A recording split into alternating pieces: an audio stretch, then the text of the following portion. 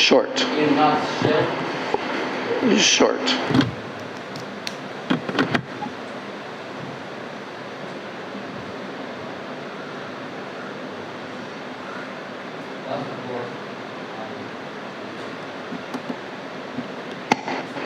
Krishna.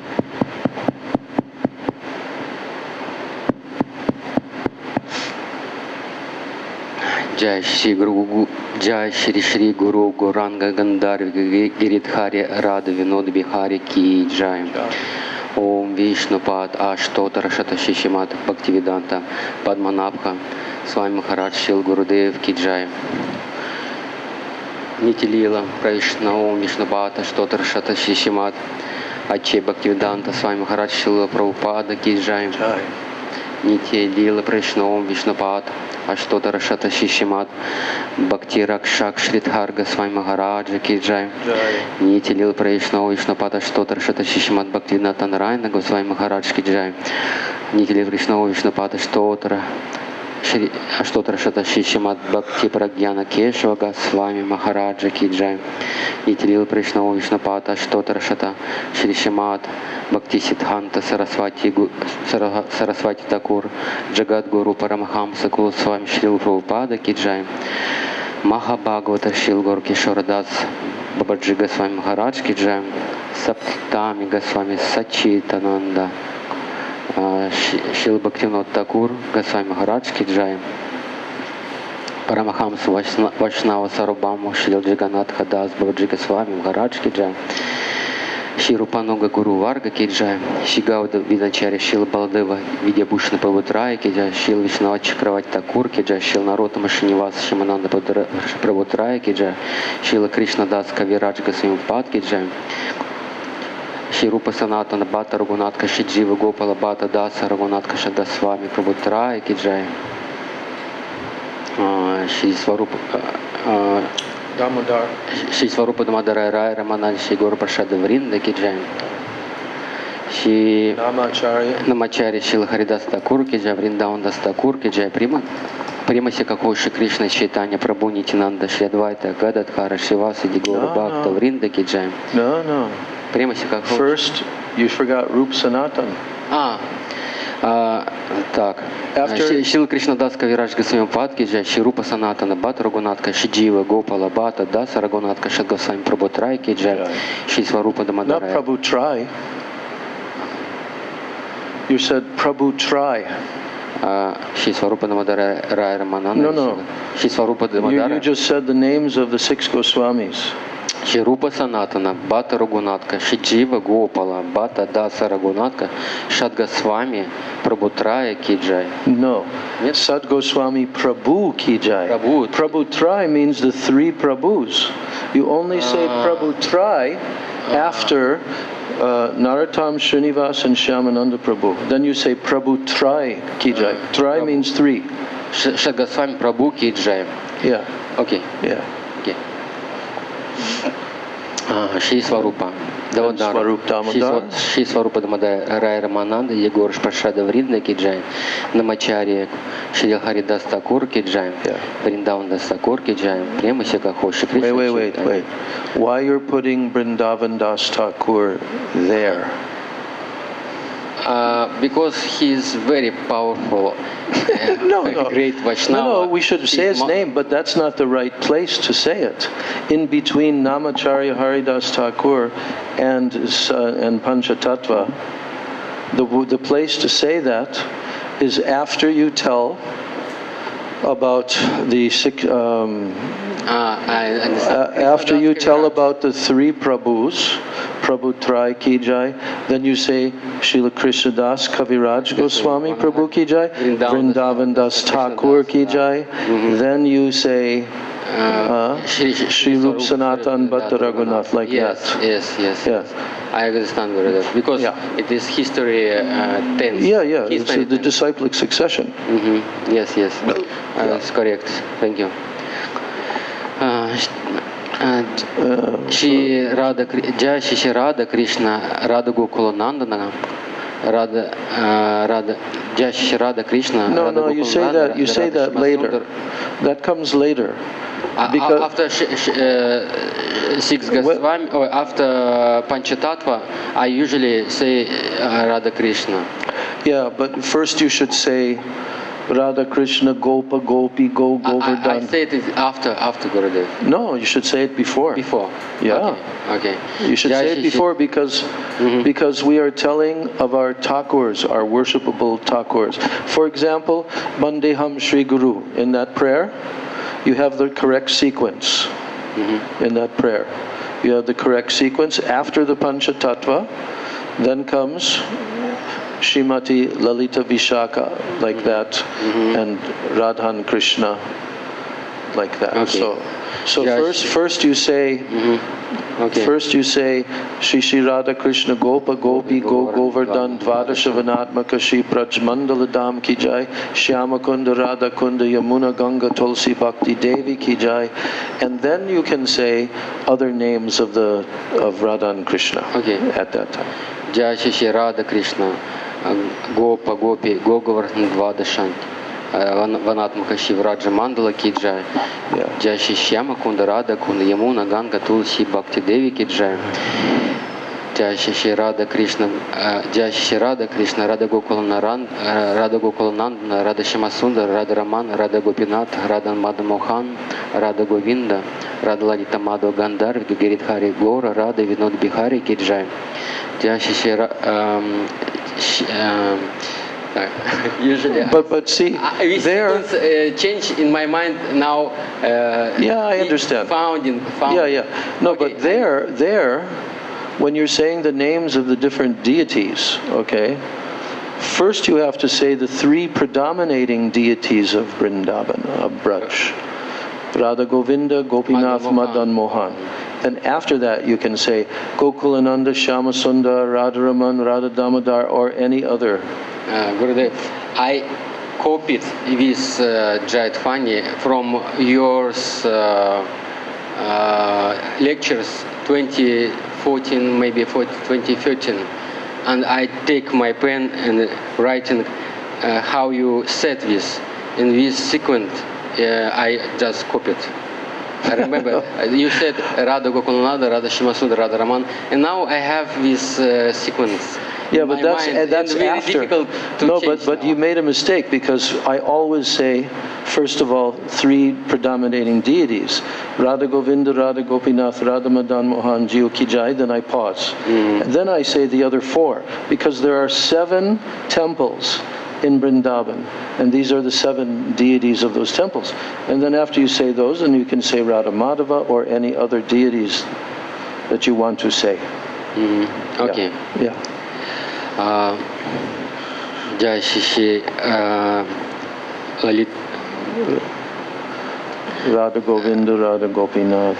I will say it next time because I already said. Then after that?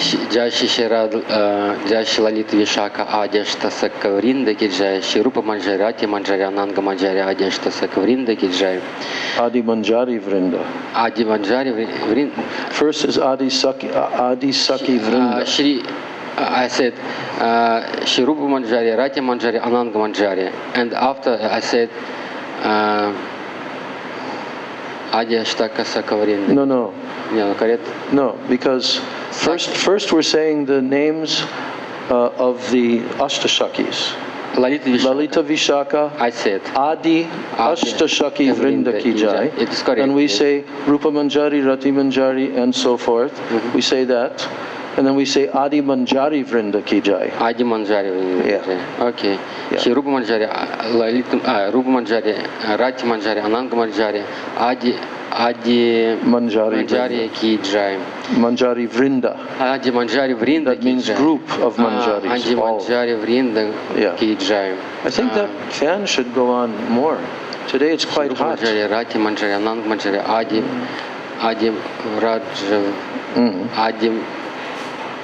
Adi Vraja Vrinda? What? Adi Vraja Vrinda? I forgot. No, I don't know what you just said. Rupa Manjari, Rati Manjari, Adi Manjari Vrinda. Yeah, Adi Manjari Adi Vrinda. Manjari Vrinda ki jai. Yeah. Shri Yoga Maya Purnamasi Devi ki jai. Shri Vrinda Devi ki jai. Shri Saram Bishna Pradata Shri Gayaraja Govardhan Maharaj ki jai. Shri Gopishwara Mahadev ki jai. Shri Jagannatha Maladeva Subhadar Sudarshana Chakra ki jai. Sarva Vigna Vinashna Shri Simha Bhagavan ki jai. Bhaktavara Shri Prahlada Maharaj ki jai. Гранхара Шримад Бхагаватам ки джай, Чарудама Ачарья Ачарья Часамбада Вринда ки джай, Акара Матха Раджа Шри Чайтанья Мат ки джай, Шри Кешава Гауди Мат ки джай, Шри Рупа Санатана Гауди Мат ки джай, Шри Гиридхари Гауди Мат ки джай, Шри Гауди Веданта Самити ки джай, Шри Харинама Санкиртна ки джай, Харинама Прабhu ки джай, Махаманта Хари Кришна ки джай, Баладев Прабhu ки джай, Кришна Баларам ки джай, Бхакти Деви ки джай, Ананда Коми Вашнава Вринда ки джай, Самагада Бхакта Вринда ки джай, Нитай Гору Примананды, Хари Хари Бол. Okay, we need kartal player.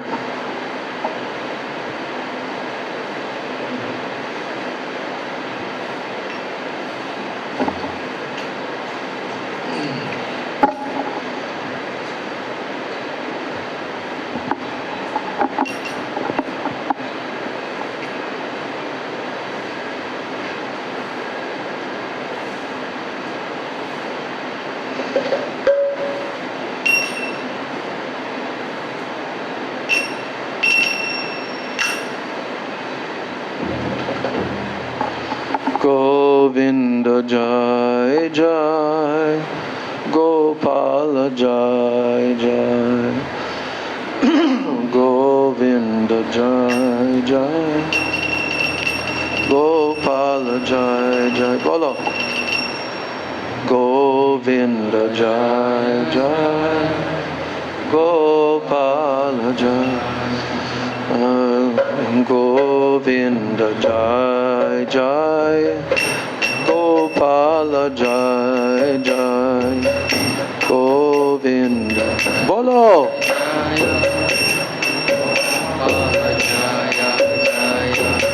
Govinda Jai Jai, Gopala Jai Jai. Govinda Jai Jai, Gopala Jai Jai. Govinda Jai Jai, Gopala Jai Jai.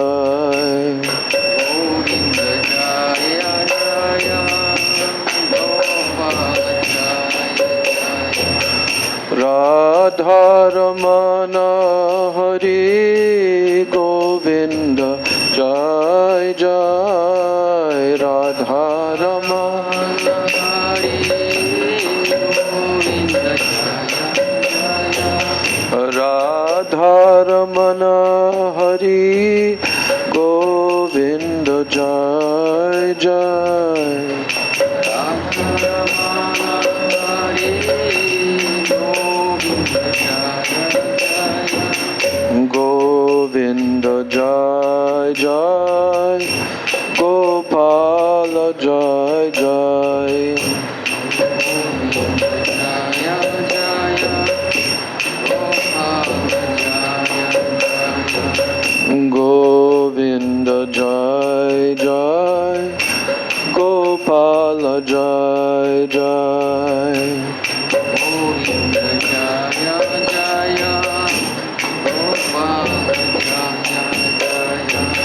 Radha Ramana Hari Govinda Jai Jai. Radha Ramana Hari.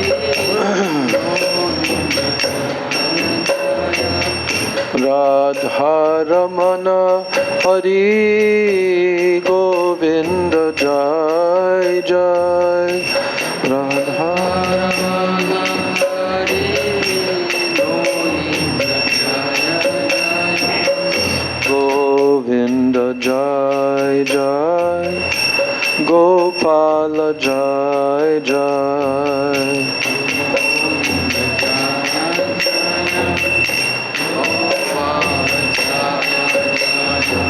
Govinda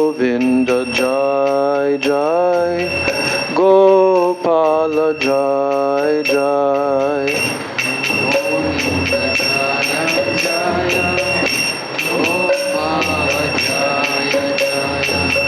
Radha Ramana Hari Govinda Jai Jai Ram.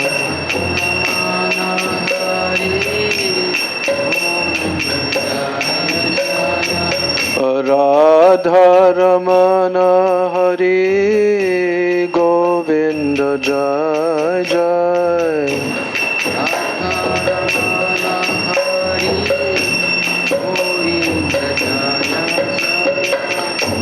Govinda Jai Jai, Gopala Jai Jai.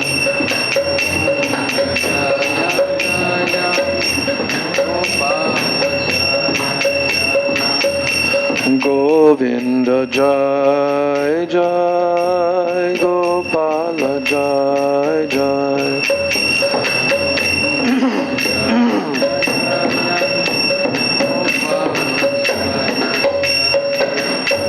Hare Krishna,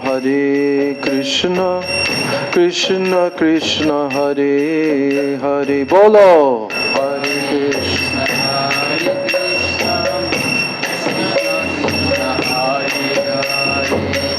Hare Rama, Hare Rama, Rama Rama, Hare Hare.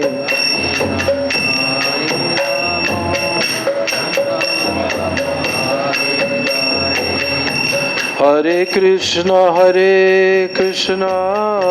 Krishna Krishna, Hare Hare.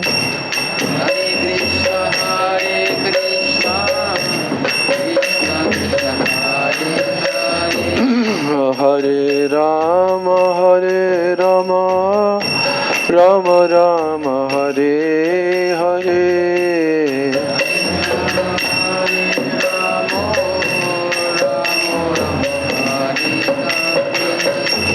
Hare Krishna, Krishna Krishna, Hare Hare.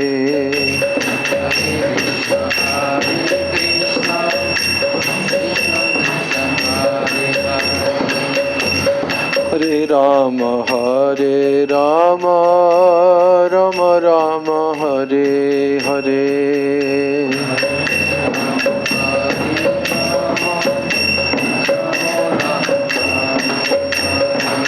Hare Krishna,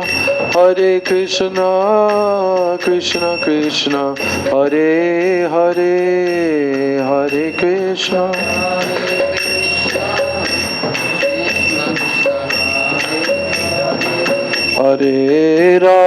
Hare Rama, Rama Rama, Hare Hare.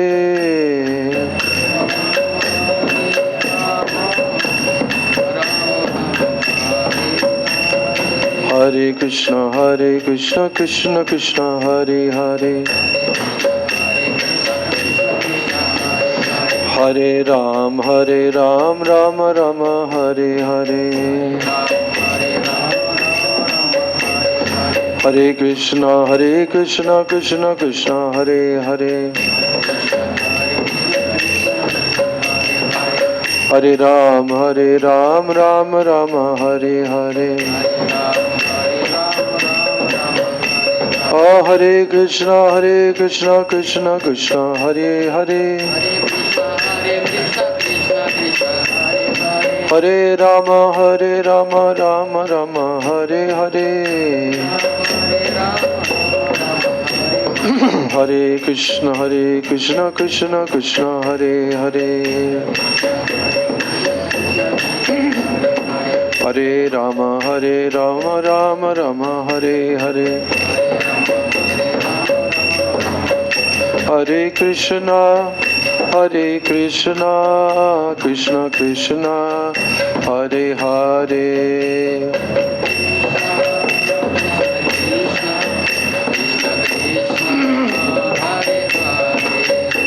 Hare Rama, Rama Rama, Hare Hare.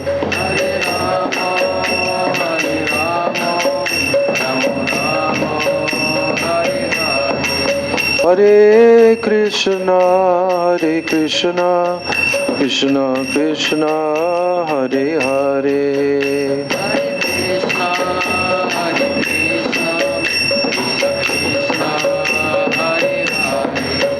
Hare Rama, Rama Rama, Hare Hare.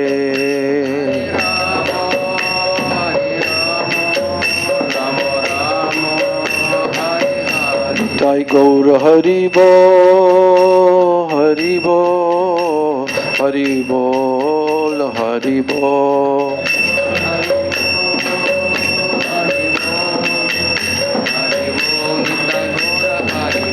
Nitai Gaura Hari Bol, Hari Bol, Hari Bol, Hari Bol.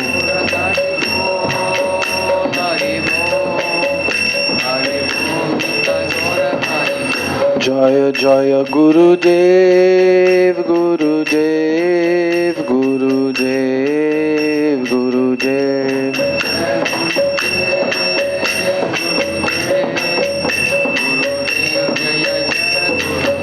Jaya Jaya Prabhupada, Prabhupada, Prabhupada, Prabhupada.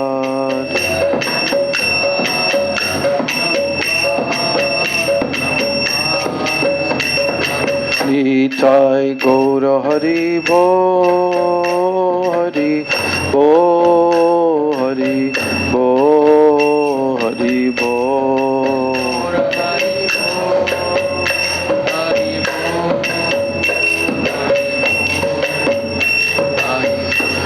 Tai Gaura Hari Bol, Hari Bol, Hari Bol, Hari Bol.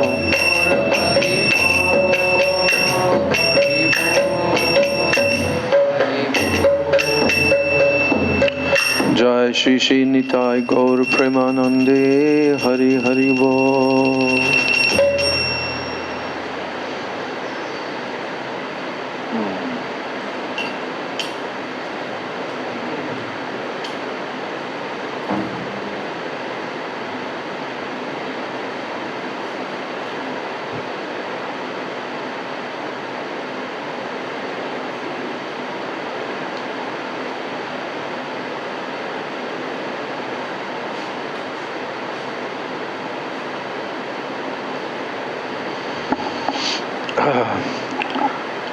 Om Jnana Timirandasya Jnananjana Shalakaya Chakshurun Militam Yena Tasmai Shri Gurave Nama Mukam Karoti Vachalam Pangam Langayate Girim Yat Kripa Tamaham Vande Shri Gurun Dinataranam Vancha Kalpatarubhyascha Kripa Sindhubhya Evacha Patitanam Pavanebhyo Vaishnavebhyo Namo Namah. Namo Mahabhadanyaya Krishna Prema Pradayate Krishnaya Krishna Chaitanya Namane Gaura Tvishe Namaha. Nityanandam Namastubhyam Prema Ananda Pradayane Kalo Kalamashanashaya Janava Pataye Namah.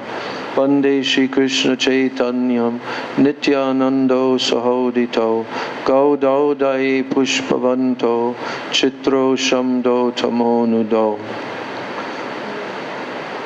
Ajanulambita Pujo Kanakavadato Samkirtanaika Pitaro Kamalaya Taksho Vishwambaro Dvijavaro Yugadharma Palo Vande Jagat Priyakaro Karunavataro Panchatattva-atmakam Krishnam Bhakta Rupa Swarupakam Bhaktavataram Bhaktakyam Namami Bhakta Shaktikam. He Krishna Karuna Sindho Dina Bandho Jagatpate Gopesha Gopika Kanta Radha Kanta Namostute Tapta Kanchana Gaurangi Radhe Vrindavaneshwari Vrishabhanu Sute Devi Pranamami Hari Priye. Vrindai Tulsi Devai Priyai Keshavasya Cha Krishna Bhakti Prade Devi Satyavachai Namo Namaha Shri Krishna Chaitanya Prabhu Nityananda Shri Advaita Gadadhar Shrivas Adi Gaura Bhakta Vrinda Hare Krishna Krishna Krishna Hare Hare Hare Rama Rama Rama Hare Hare Hare Krishna Krishna Krishna Hare Hare Hare Rama Rama Rama Hare Hare Hare Krishna Krishna Krishna Hare Hare Hare Rama Rama Rama Hare Hare.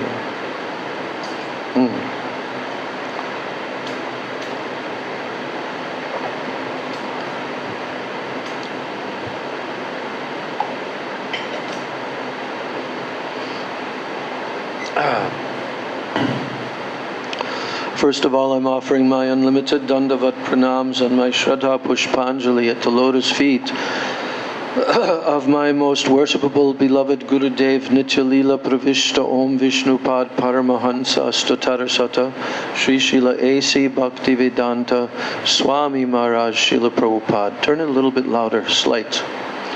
Then I'm offering my same unlimited Dandavat Pranams and my Shraddha Pushpanjali at the lotus feet of my most worshipable beloved Siksha Gurudevs Nitya Leela Pravishta Om Vishnupad Paramahansa Astatarasata Sri Srila Bhakti Rakshak Sridhar Goswami Maharaj and Nitya Leela Pravishta Om Vishnupad Paramahansa Astotarasata Sri Srila Bhakti-vedanta Narayan Goswami Maharaj.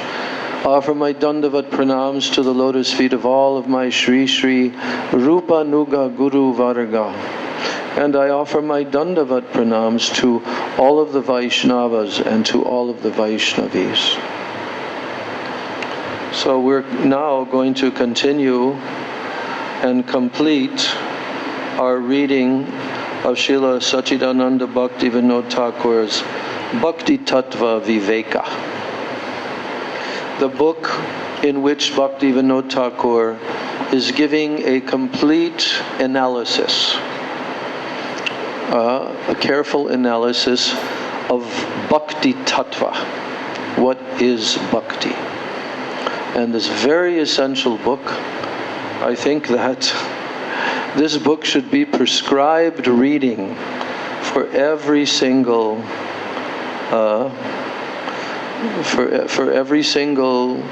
Gaudiya, Vaishnava, Sangha, society, institution, all throughout the whole world. Indian, Western, this book should be prescribed reading. Because if someone understands properly what bhakti is, what is the tattva of bhakti, then only can they really be properly doing bhakti. Because they will know what is bhakti and what is not bhakti. And then they will strive toward pure bhakti. But if they don't know that what they're doing is not really bhakti, but it's only a semblance of bhakti, or it's a reflection of bhakti, or so many different permutations of bhakti, they will not be able to advance properly. It is essential to know this. And that is why in our Gurudev's worldwide preaching, Srila Bhaktivedanta Narayan Goswami Maharaj always had the verse quoted by Rupa Goswami, the definition verse of what is bhakti. At the very beginning of Rupa Goswami's Bhakti Rasamrita Sindhu. Why did he compose that verse? Why did he put that in the very beginning of his Bhakti Rasamrita Sindhu? So that now that you are going to embark on a study of the subject matter of Bhakti Rasa, because the title of the book is what? Bhakti Rasa Amrita Sindhu, the transcendental ocean of the nectar of Bhakti Rasa. Krishna Bhakti Rasa. Krishna Bhakti Rasa Bhavitamati. So, the consciousness of service to Krishna is based upon the development of bhakti. And bhakti ultimately means what? It means uttama bhakti. And what does uttama bhakti mean? It means pure bhakti, untinged by anything else, only for the satisfaction of Krishna. Krishna anushilanam, anukulyena Krishna anushilanam. So, we have now completed this, almost completed the reading of this book. Now, here is the final, in the last chapter, the 4th chapter.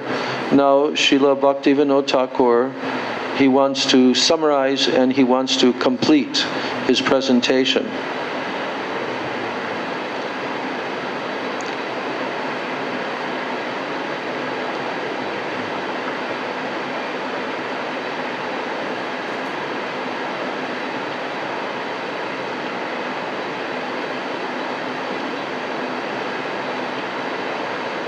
Oh my God, I'm on the wrong book.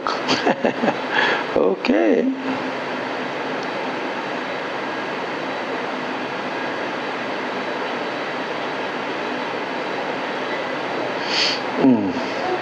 So this chapter 4 is titled An Analysis of the Qualification for Bhakti.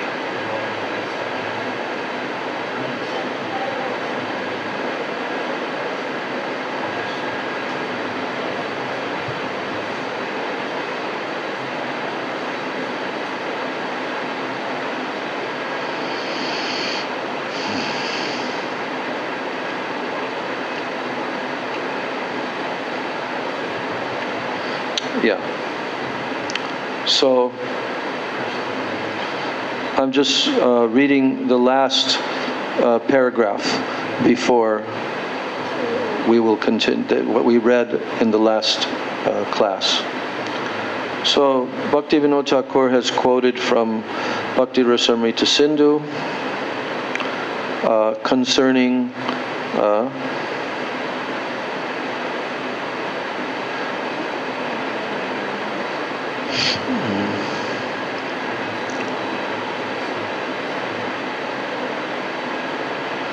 So there is another consideration here. Sadhana bhakti is of two types, Vaidhi sadhana bhakti and Raganuga sadhana bhakti, as confirmed in this verse from Bhakti Rasamrita Sindhu.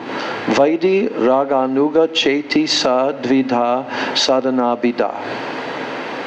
Vaidhi Raganuga cheti sadvidha sadhana bidha.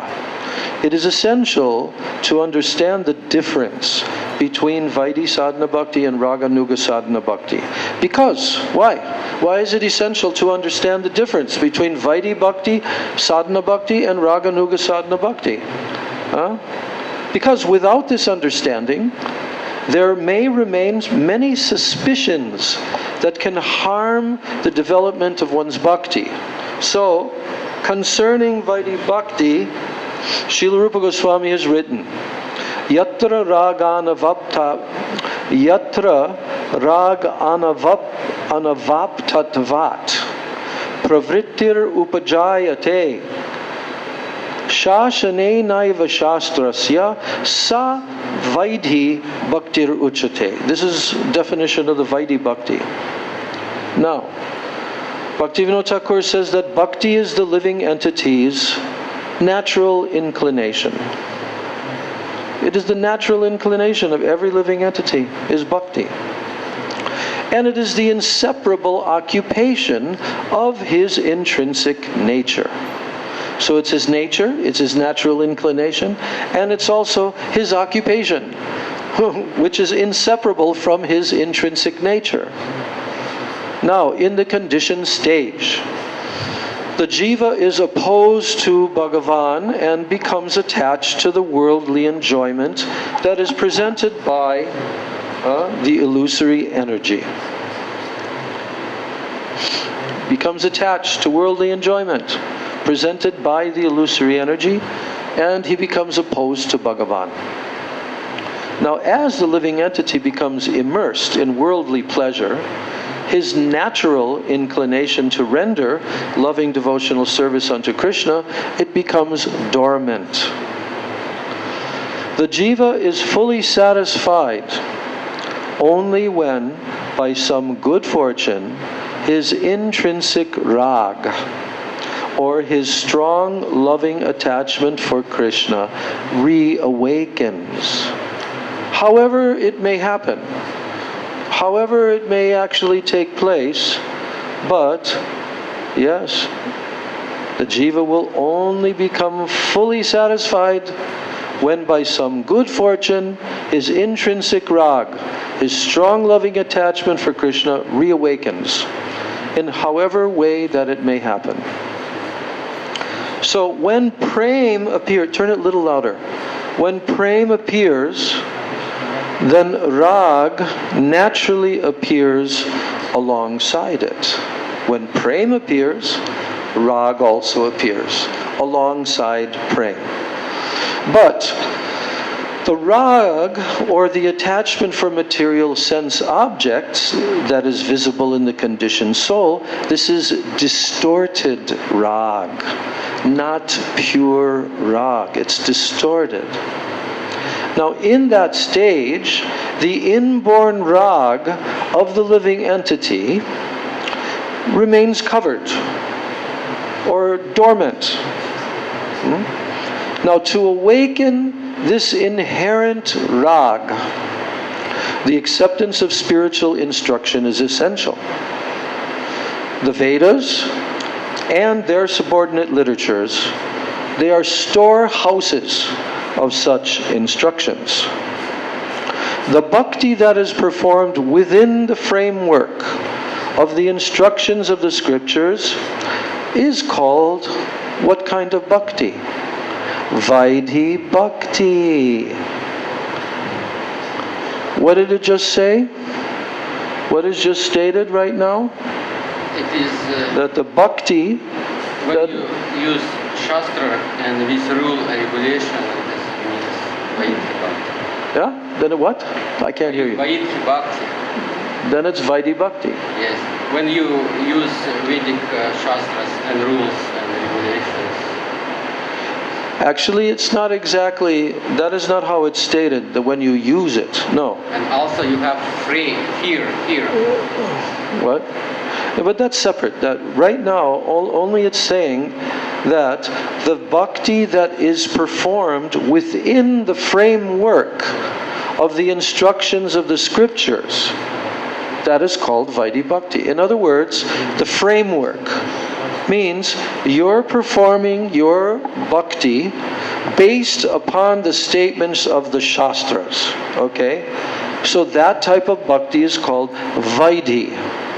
Vaidhi also comes from the word vidhi, which means regulations. Vidhi. So now Srila Bhaktivinoda Thakur is going to complete this final chapter by giving, he says, now I will give a brief review of Raganuga Bhakti. That's what I'm going to do now. After having told everything about Bhakti in these 4 chapters, now I'm going to give a brief review of Raganuga Bhakti.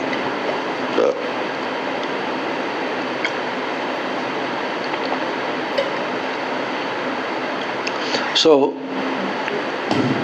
Srila Jiva Goswami, he writes in his Bhakti Sandarbha, he writes the following statement in Sanskrit. Tatra vishayina swabhaviki vishaya samsargate chati shaya maya prema raga yata chakshur adinam sundaryado tadrisha evatra bhaktasya Shri Bhagavati api raga iti uchyate. So the meaning of this statement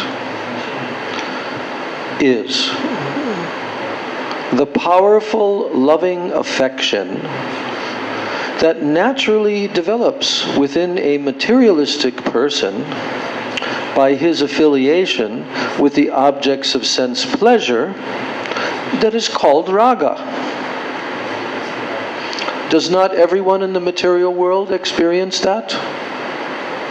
A powerful loving affection that develops within a materialistic person when he's associating with the objects of sense pleasure. So that's called raga. Now, just as our eyes become excited upon seeing any beautiful form, the similar inclination of a devotee towards Krishna, that is also called raga. Both come under the heading of raga. That the taste that develops from following in the footsteps of a personality who possesses natural affinity for such raga is called rag anuga bhakti. So now, regarding the qualification for rag anuga bhakti, Srila Rupa Goswami writes, Bhakti Rasamrita Sindhu 1, 2, 291 and 292. Ragatmikaika nishtaye vrajavasi janadaya tesham bhavaptaye lubdho bhaved atradikaravan tat tad bhavadi madhurye shrute diryad apekshate natra shastram nayuktim cha tallobotpati lakshanam. So now he's going to tell about lobha, greed. Now, the Vrajavasis' sentiments for Krishna, they are the most exalted and exceptional example of what? Rag Atmika Bhakti. Such sentiments cannot be seen anywhere other than in Braj. Nowhere else. You'll not find it anywhere in the whole creation. Only in Braj. In the hearts of who? The Brajvasis. Now the fortunate soul who develops the greed to attain sentiments for Krishna, such as those displayed by the Vrajavasis. So a soul who becomes fortunate and he develops greed to attain the sentiments for Krishna, such as those that are displayed by the Vrajavasis, that soul is the rightful candidate for rag anuga bhakti. What is that? He has greed to attain the sentiments for Krishna, such as those displayed by the Brajvasis. So despite having heard about the sweetness of such sentiments, one cannot enter into them until he becomes greedy for them. Okay? We can hear about it all we want. But even despite having heard about the sweetness of these sentiments, one cannot enter into them until he becomes greedy for them. And the sole cause, the sole means the only cause of the qualification for the practice of Raganuga Bhakti is this spiritual greed, not the careful study of scriptures or the skillful use of logic. That's all. These are the definition verses of Raganuga Bhakti and who is qualified, qualifications for it. So Bhaktivinoda Thakur explains that thus we understand that just as faith is the only cause of the qualification for Vaidhi Bhakti, faith, Shraddha, similarly, greed is the only cause of the qualification for Raganuga Bhakti. That's a good sentence. What did he say? I can't hear you. About what? Raganuga Bhakti. But what did he just say about Raganuga Bhakti? Huh? Говори громче. I not get it. So, thus we understand that faith is the only cause of the qualification for Vaidhi Bhakti. Who becomes qualified to begin to practice the rules and regulations of living your life as a devotee in Vaidhi Bhakti? Only the one who has Shraddha. Only one who has some faith. So just as we understand that Shraddha, faith, is the only cause of the qualification for Vaidhi Bhakti, in the same way, similarly, the greed is the only cause of the qualification for what? Rag Anuga Bhakti. Now here a doubt may arise concerning whether the faith that has been previously established as the cause for the eligibility for unalloyed devotion is incomplete. So a doubt is arising concerning whether the faith that has been previously established as the cause for the eligibility for unalloyed devotion is incomplete. Why? Because you're hearing that Vaidhi Bhakti is the cause for the qualification of, faith is the qualification for Vaidhi Bhakti, but now another type of Bhakti, Raganuga Bhakti.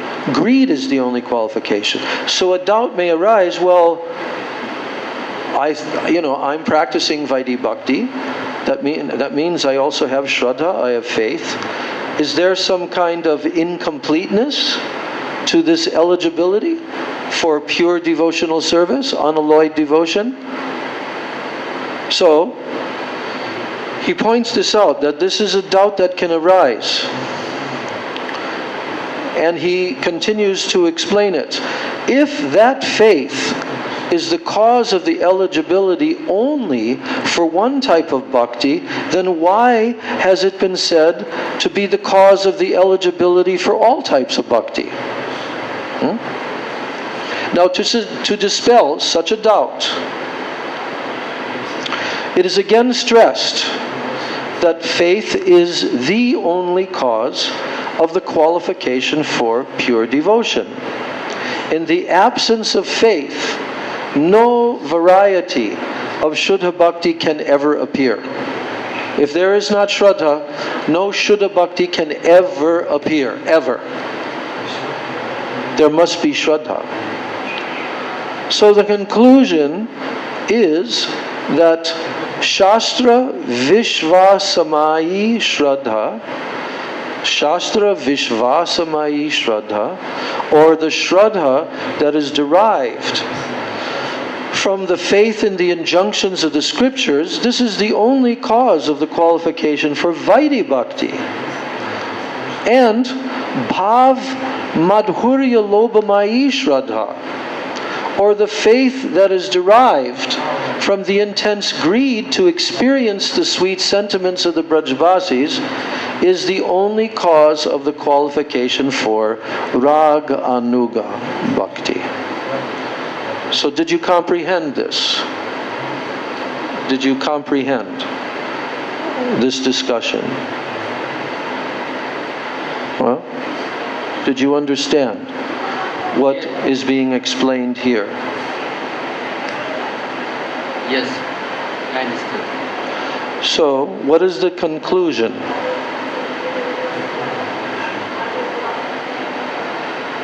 That there's two types of faith. The conclusion is that there's two types of Shraddha.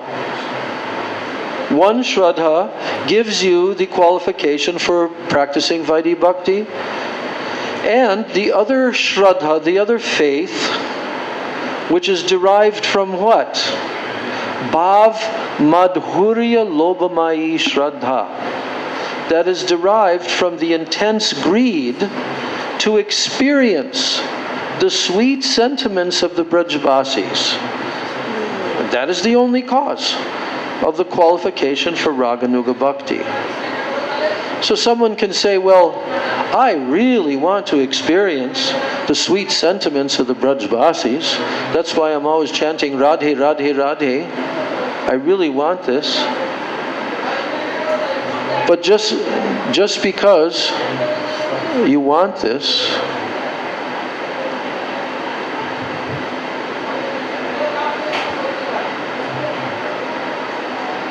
so just because you say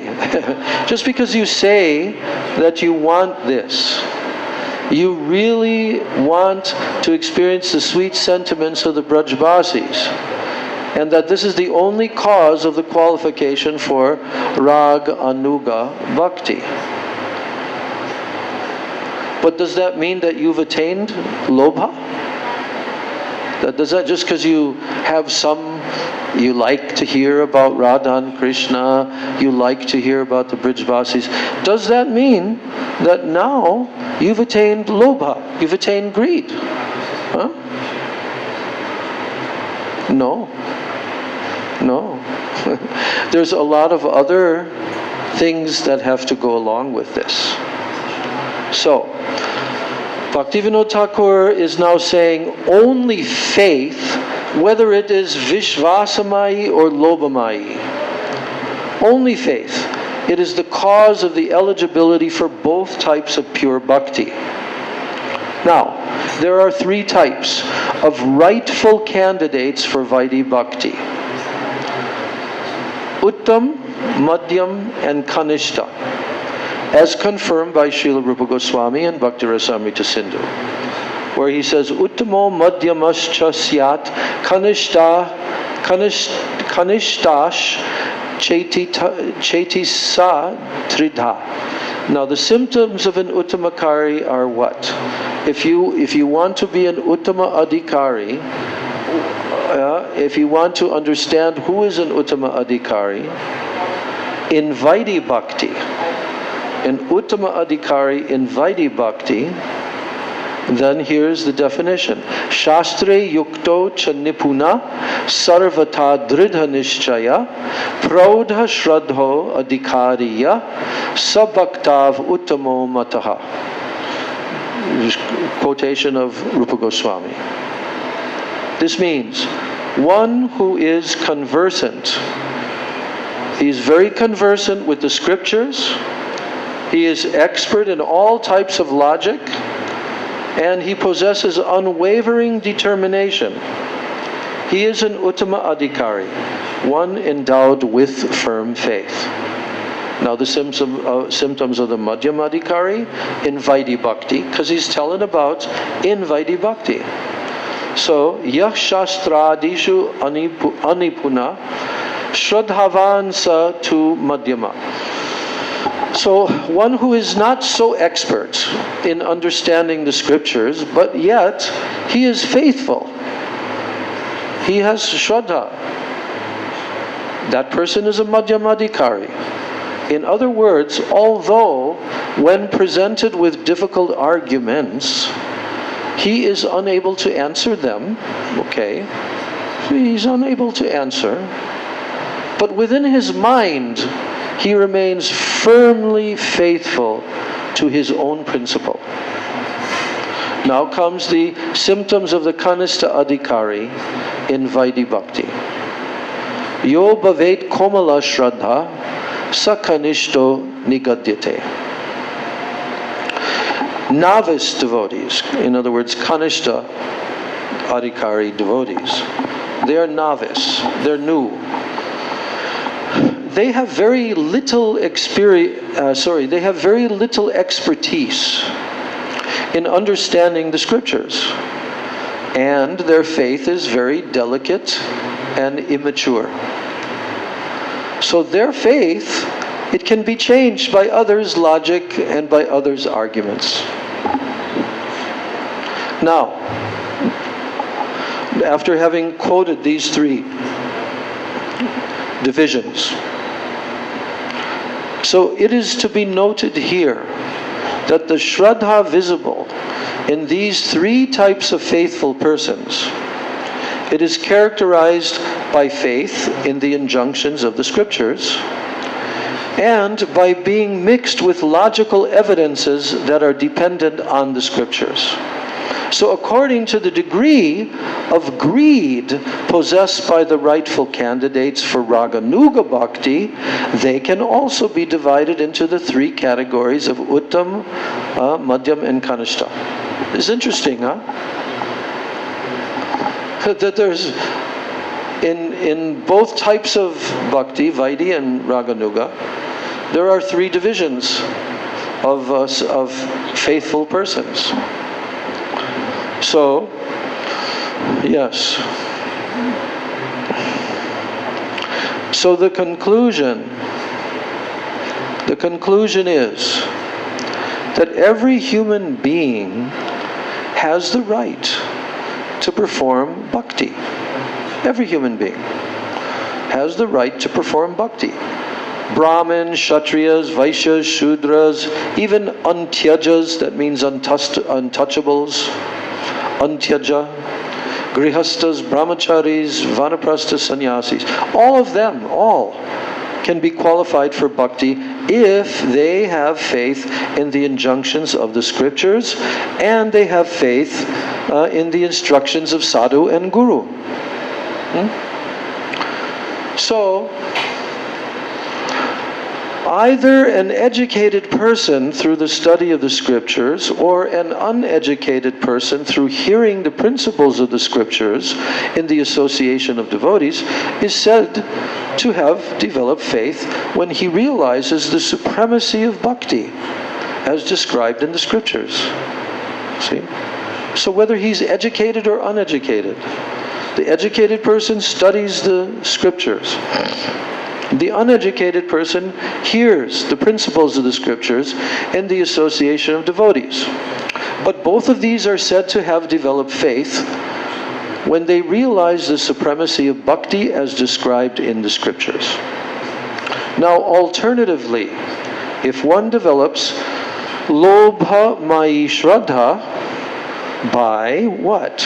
Continually hearing the narrations of Bhagavan's pastimes in the association of devotees while desiring to follow in the footsteps of the Ragatmika devotees of Braja, then it can be said that he has acquired the qualification to perform Shuddha Bhakti.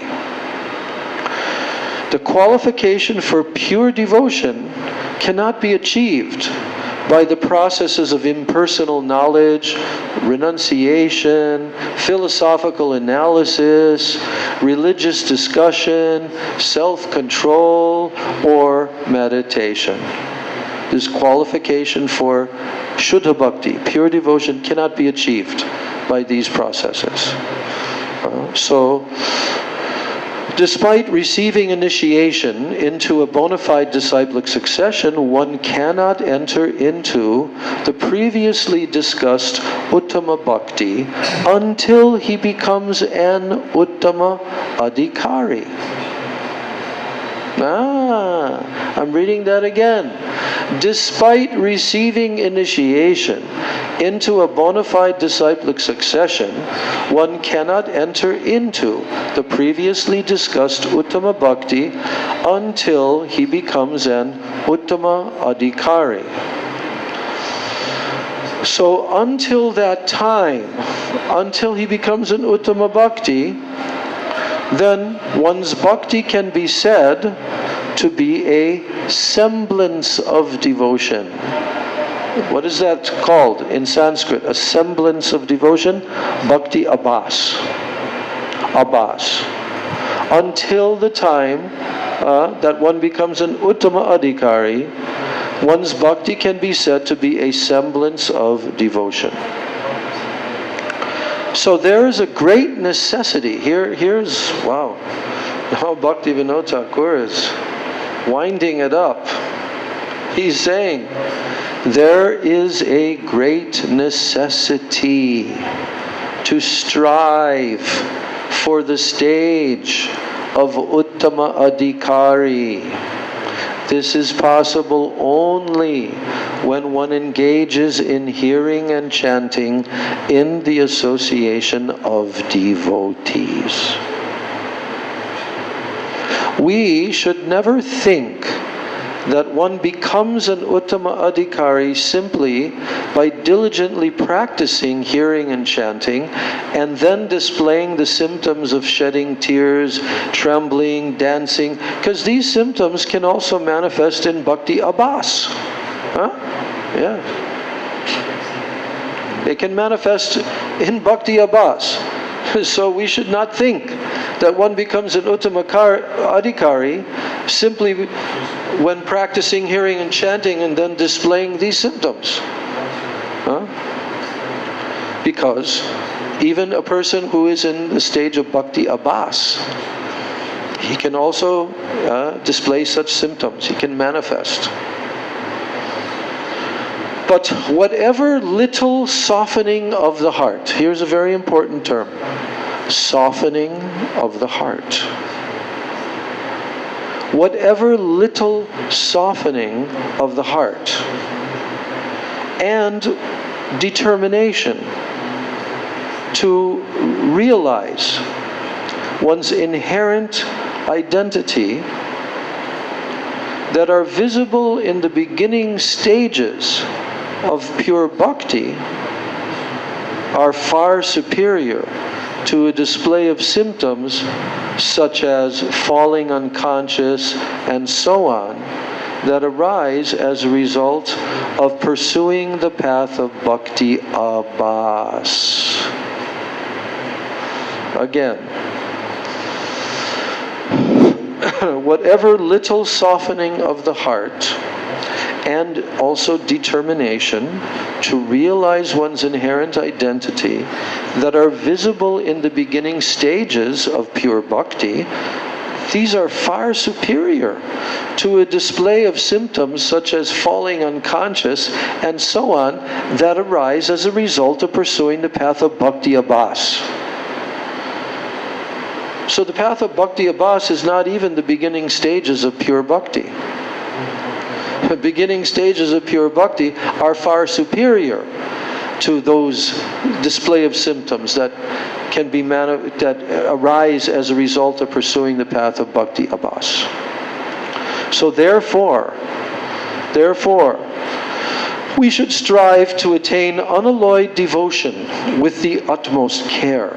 We have to strive to attain unalloyed Shuddha Bhakti, unalloyed devotion, and we should do that with the utmost care. We should make a special effort to pursue the proper method to attain the qualification for bhakti. Otherwise, there is no possibility of attaining the eternal association of Bhagavan. No possibility.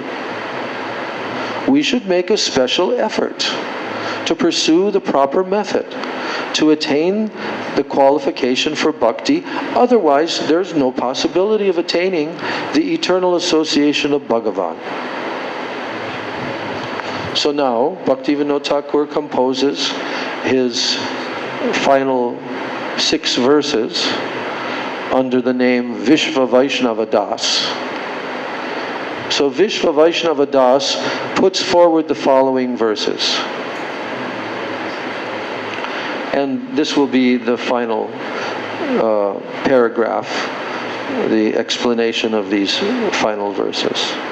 Shraddha lobatmaka sa yasa vishvaso rupani yada jayatetra tada bhakto nri matrasyadikarita na sankyam na cha vairagyam na dharmo na bahu gyata kevalam sadhu sangoyam hetu shraddhodaye dhruvam shravanadi vidanena sadhu sanga balena cha anartha pagame shigram shraddha nishtatmika bhavet nishtapi ruchitam prapta shuddha bhaktyadhikaritam dadati sadhake nityam esha pratha sanatano Asatsango tava bhaktav aparadhe krite sati shraddhapi vilayam yati katam syach chudha bhaktata ata shraddhavata karyam savadhanam falapyate falaptaye anyata nabhaved bhakti shraddha prema falatmika. Those are the 6 verses. And here's the meaning of those 6 verses. When Shraddha, that is based either on faith in the injunctions of the scriptures, or on greed to follow in the footsteps of a Ragatmika Bhakta, when that Shraddha appears in the heart, a person attains the qualifications for pure devotion. The appearance of faith is not caused by renunciation or pursuing the process of enumeration, strictly adhering to the occupational duties corresponding to one's caste and stage of life, or becoming a scholar. The appearance of faith is not caused by any of these. The sole cause of the appearance of faith is the association of a sadhu who has deep love for the narrations of Krishna's pastimes. A sadhu who has deep love for the narrations of Krishna's pastimes, the association with such a sadhu is the sole cause of the appearance of faith. So when faith appears, then one becomes a Kanishta Adhikari. And when one executes the limbs of sadhana bhakti, such as hearing, and when, by the influence of sadhu sangha, one becomes free from anarthas, and his faith becomes dense, and it transforms into nishta, then one develops the intermediate qualification, madhyam adhikar, for unalloyed devotion. And by the further pursuance of the activities of sadhana bhakti, such as hearing, and by the influence of associating with devotees who are more advanced than oneself, again, by the further pursuance of the activities of sadhana bhakti, such as hearing, and by the influence of associating with devotees who are more advanced than oneself, one's nishta intensifies, and it assumes the form of ruchi. So how do you get from nishta to ruchi? By further pursuing the activities of sadhana bhakti, such as hearing, and by being in the association and by the influence of this association with devotees who are more advanced than oneself, then one's nishta intensifies and assumes the form of ruchi. This is what Gurudev came for. This is what Srila Bhaktivedanta Narayan Goswami Maharaj came to the Western countries and toured for 15 years for this purpose. Of helping those devotees by his association, by helping them to intensify their nishta or to one day reach the stage of nishta, and then by that association, the nishta intensifies and it assumes the form of ruchi. And this is why Srila Gurudev mentioned on many occasions, I am simply praying that all of you can achieve or attain ruchi in this life. And all the devotees are like,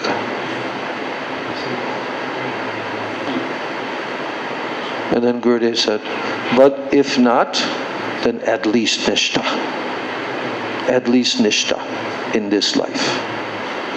But his objective was to bring us into ruchi, in the pathway of rag anuga bhakti. That's his objective. So now he says, again I'm reading that last sentence, by the further pursuance of the activities of sadhana bhakti, such as hearing, and by the influence of associating with devotees who are more advanced than oneself, then one's nishta intensifies and assumes the form of ruchi. So, the sadhak within whom such ruchi has developed is called an uttam adhikari. Only such an uttam adhikari attains unalloyed devotion. That's already stated previously, what we already read. Only an uttam adhikari can attain Shuddha Bhakti, unalloyed devotion. So this is the eternal process. This is the eternal process for the attainment of Shuddha Bhakti. But if during the execution of this gradual process of sadhana, one keeps the bad association of those who are attached to sense pleasure, or those attached to an impersonal conception of the absolute truth, or if one disrespects a pure devotee or commits any other offense to him, faith at the novice level, as well as that at the intermediate level, will dry up from its very root, and the sadhak will be unable to achieve pure bhakti. How much more clear can this get? My God. That should be put on a huge neon sign and displayed everywhere throughout Navadvip Dham. This statement here. I'm reading it one more time. This is the eternal process for the attainment of Shuddha Bhakti. But if during the execution of this gradual process of sadhana, one keeps the bad association of those who are attached to sense pleasure, or those who are attached to an impersonal conception of the absolute truth, or if one disrespects a pure devotee, or he commits any other offense to him, then faith at the novice level, as well as that at the intermediate level, both of them will dry up from its very root, and the sadhak will be unable to achieve pure bhakti. So in such a condition, the sadhak is either entangled in chaya bhakti abhas, or in the case of committing numerous offenses, he even glides down into pratibimba bhakti abhas. Therefore, until one attains the stage of uttama adhikar, the faithful and the sincere sadhak should remain extremely careful. Otherwise, it will be very difficult to achieve pure devotion, which ultimately bears the fruit of divine love. So Bhaktivinoda Thakur ends by saying, Shri Krishnarpanam Astu. Shri Krishnarpanam Astu. May this treatise be an offering unto Shri Krishna. Gaur Premanande. Gaur Premanande. Srila Sachidananda Bhaktivinoda Thakur ki jai.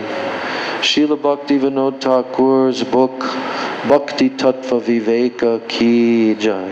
Srila Rupa Goswami Pada ki jai. Shri Rupanuga Guru Varga Ki Jai, Ananta Koti Vaishnava Vrinda Ki Jai, Samagata Gaur Bhakta Vrinda Ki Jai, Nitai Gaur Premanandi. So any questions or comments? Yeah. There was the three definitions of Uttam, Madhyam, and Kanishta for the Vaida. There was none for... No, he didn't mention. He only says there are also three. I can't understand. What's a Kanishta on the level of... For the Vaidhi Bhakti? No, On the other category. He didn't go into that here. I can't understand. I thought you had to attain Ruchi just to begin. But listen. Just let's remember, we've heard this many times, that one can even attain the stage of Bhav in the Vaidhi Bhakti path. Okay? But the Bhav that he attains will be different. Yes. The bhav that he attains will be different than the bhav that is attained in the path of Raganuga. So in this particular article, Bhaktivinoda Thakur has not gone deeply into designating, because he actually quoted from Rupa Goswami for those three divisions in the Vaidhi Bhakti path. But he has not, he just said, and similarly, for the Raganuga Bhakti path, there are also three divisions. So,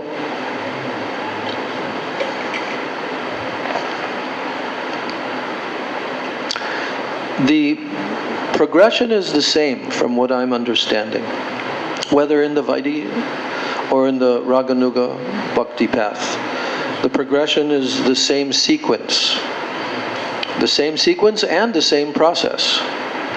The faith is different, that's all. The faith is different. I thought you had to have greed just to begin. To begin, but where are you beginning? Something, not full ruchi. You're still beginning in like remember how Gurudev told, ruchi can also touch even in an artha-nivritti stage. By the influence of such an exalted Vrajrasik Mahabhagavad Vaishnava, by his influence, ruchi can also touch there. But there's a big difference between just touching there and then a devotee very diligently and very carefully pursuing and practicing very strictly sadhan bhajan in the association of more advanced Vaishnava. He said here, has to be in the association of Vaishnavas that are more advanced than oneself. But in terms of coming into the Raganuga Bhakti path, there is no other way except by associating with those Vaishnavas who have those moods and those sentiments within their heart. Okay? But in the Vaidhi Bhakti path, one can progress by the association of other Vaidhi Bhaktas who have advanced in the pathway.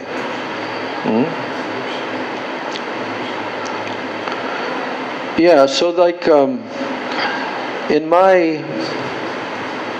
the way that I see this is that Srila Prabhupada came, and of course he introduced bhakti and he introduced Vaidhi Sadhana Bhakti, and he didn't talk about Raganuga Bhakti, but he did mention the term what is it? Yeah, spontaneous devotional service, and that's mentioned in his summary study of Bhakti Rasamrita Sindhu. And it's also stated there, if we read the Nectar Devotion properly, it's also stated there that you have to have the association of such exalted Vaishnavas who have those moods. It's stated there. Especially, of course, if we study the Bhakti Rasamrita Sindhu directly, verse by verse, with the commentaries of Acharyas, it's always emphasized. So if there's no Raganuga Bhakta, Like there was not any Raganuga Bhakta in the very beginning. So Srila Prabhupada was this exalted Mahabhagwat who by his association, the devotees were pulled towards these topics. Prabhupada was giving water to their creepers. He was the cause of their creepers, and he was watering them. But yet we see that in course of time, even various Vaishnavas who acted, who served Sri Guru with devotion, with dedication, and really tried to apply themselves.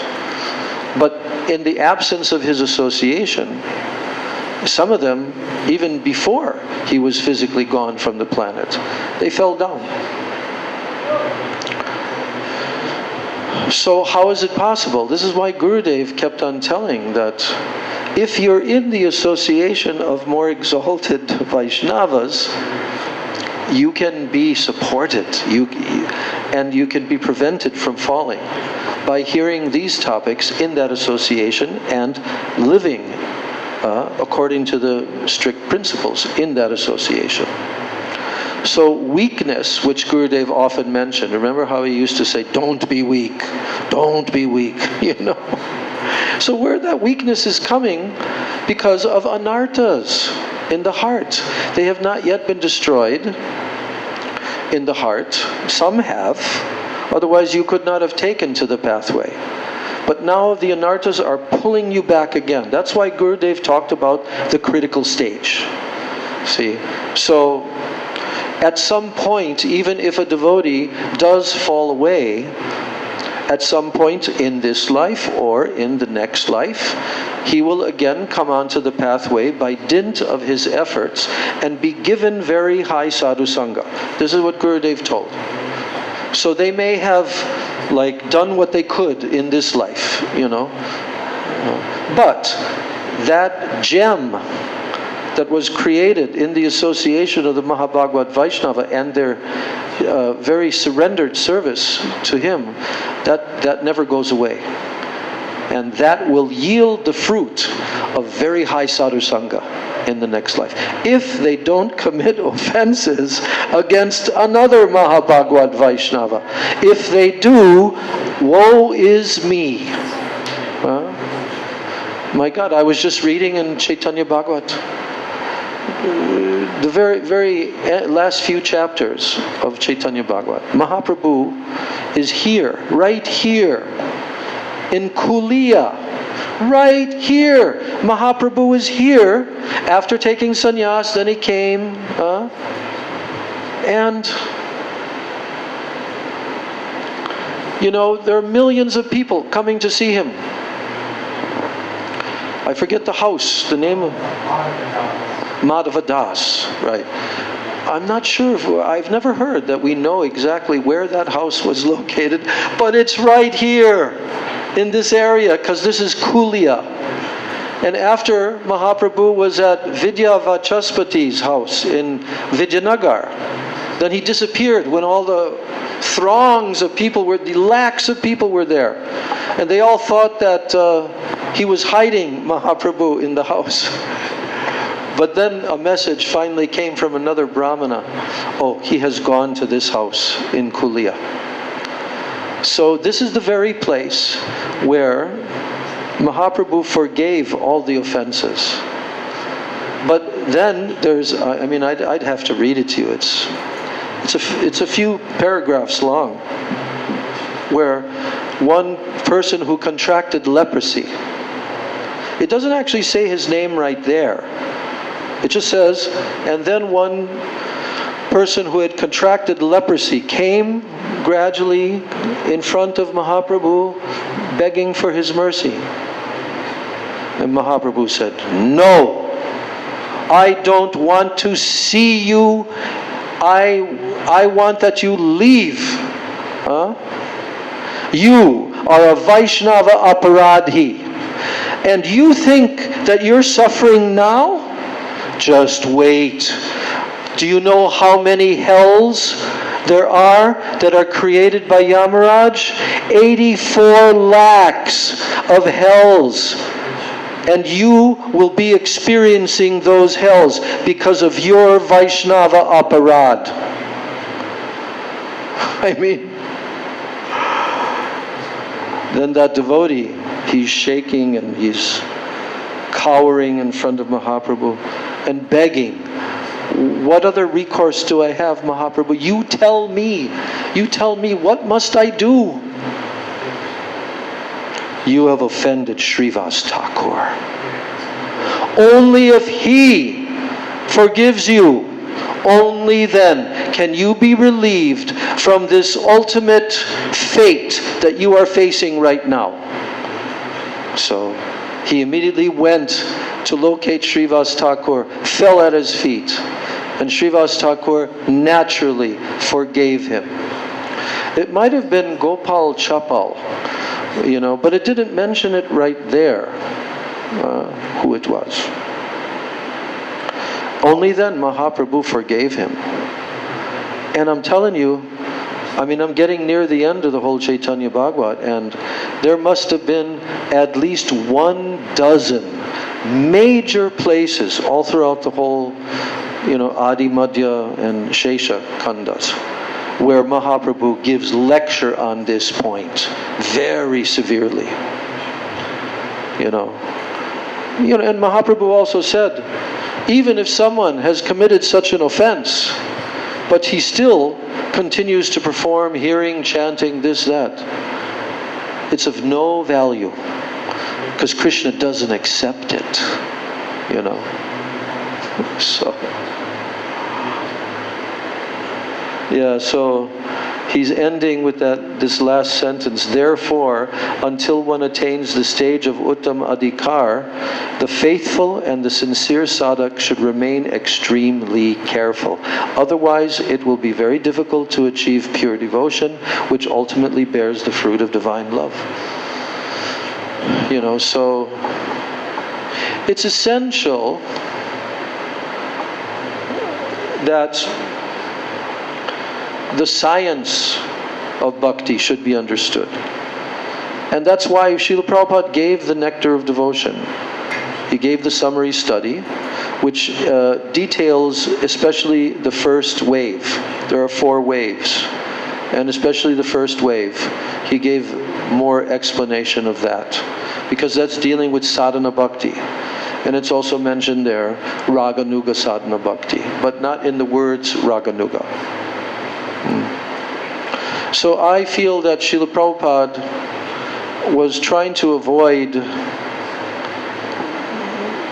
putting a spotlight on Raganuga, because these novice devotees were not at all ready yet to hear about that.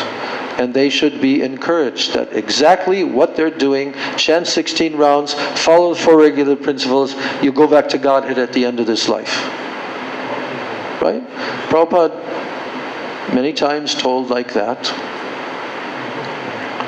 But there's much more, much more specific information that has to be understood. So, by studying these books, what we're doing right now is also we are clarifying everything. Everything is becoming more clear. Otherwise it's hazy. There's not a proper conception. But if someone is always trying to read and associate with exalted Vaishnavas who have those moods, and it can also be in the form of what they've given in written form, like the Rupa Goswami, Sanatana Goswami, all these. This is the process, to hear from them and get a clear conception, and then apply that in one's own bhajan life.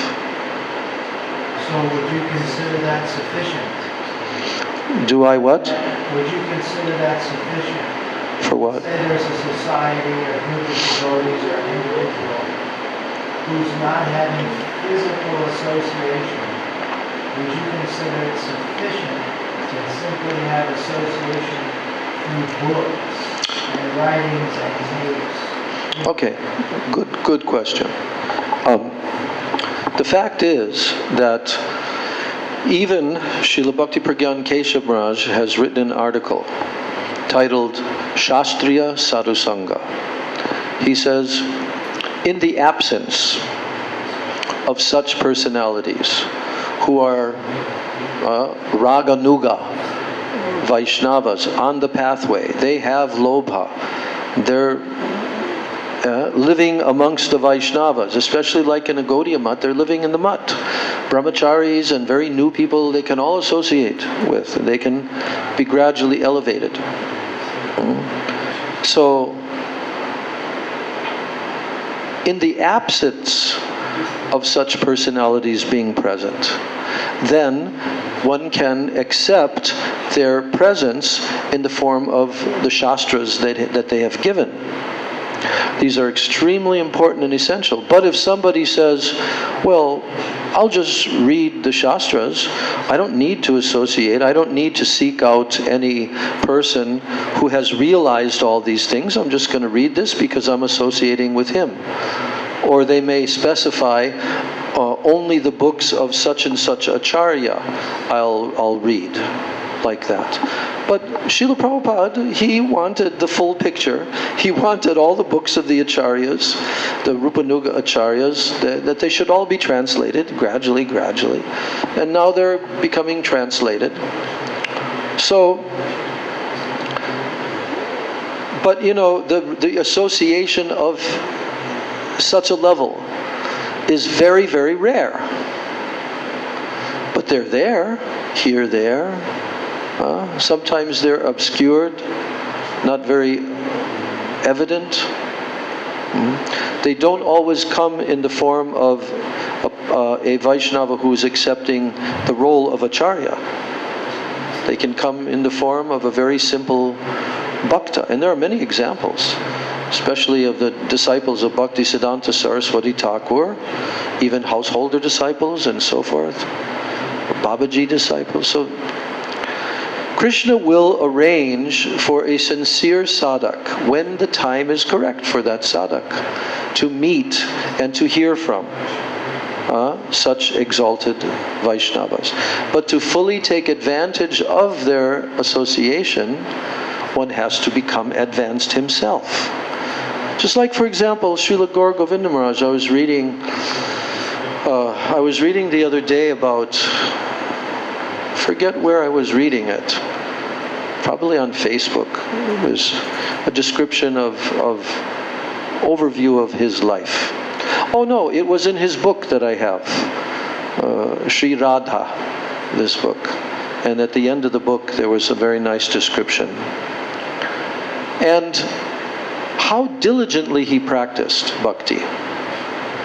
You know, our god brother, Bhagwat Prabhu, who is now Bhagwat Maharaj, he was very fortunate to actually live in Bhubaneswar at the very beginning, not exactly the first days, but in the beginning of Gaur Govinda Maharaj's going there to Bhubaneswar to fulfill Prabhupada's order, because Prabhupada ordered him in 1975 when he received sannyas from Prabhupada. I was actually there at that festival, but I didn't know who he was at that time. Tripurari Maharaj also took sannyas, two of them. And so, but Gaur Govinda Maharaj was given the order by Srila Prabhupada to go to Bhubaneswar and to accomplish 3 tasks. And one of them was to build this big temple. Another was to translate all of his books into Odia. And I forget what the third one was offhand. So anyway, but Gaur Govinda Maharaj went there with literally no help at all. He had even asked Srila Prabhupada. I heard a tape of him years ago where he's telling the story of when Prabhupada gave him that order. And then he asked Srila Prabhupada, oh, can you also give me, a few men to help? Prabhupada said, no, you go alone and you do it. So he actually did. And he went to the place where it was like very dangerous to be there. There were like even wild bears and tigers, what to speak of dacoits and everything else. It was on the outskirts of the city at that time. And there was a piece of land that was donated to Srila Prabhupada. So on that piece of land, Gaur Govinda Maharaj, with his own hands, he built a bamboo mud hut, which he began to stay in. You know, and he used to, sometimes he would walk 20 kilometers in a day just to meet different persons, to collect some donation from them, to preach to them. There's one devotee, Sachinandan, who ended up being his first disciple to receive initiation from him. He's left his body now. He's the one that established in Bhubaneswar on the outskirts that place, what's it called, Dandabanga, on the river where Nityananda Prabhu broke Mahaprabhu's danda. Yeah, Dandabanga Nadi. So, but he used to ride Gaur Govinda Maharaj on the back of his bicycle to go into the town. And in the very beginning, Gaur Govinda Maharaj, he would go to the Ananta Vasudev temple. You know that temple? Right on the banks of... Yeah, Bindu Sarovara. And he said, well, in those days, they actually gave free prasadam, Mahaprasad, to sadhus. You know, now they don't. But in those days they did, and that would be his one and only meal that he would take. So gradually over time, you know, a little bit he received different people coming to him, and gradually, that project began to slowly manifest. Now, that was 1975. So in 1977, I met Bhagwat Prabhu in the temple room of ISKCON Krishna Balaram Mandir. It was at the time when Srila Prabhupada was in his final days, and Bhagwat had just arrived from Bhubaneswar. I was already there for some time. And so I greeted him. We didn't know each other that well, but we knew each other somewhat. And then he informed me, he said, you know, I've been living in Bhubaneswar, in Orissa, near to Jagannath Puri. And I've been living with our godbrother, Gaur Govinda Swami, on the, you know, in this rustic situation, and very simple. And I've been there for about a year. And I'm telling you, in that close association with our God brother, I really think that he is a pure devotee.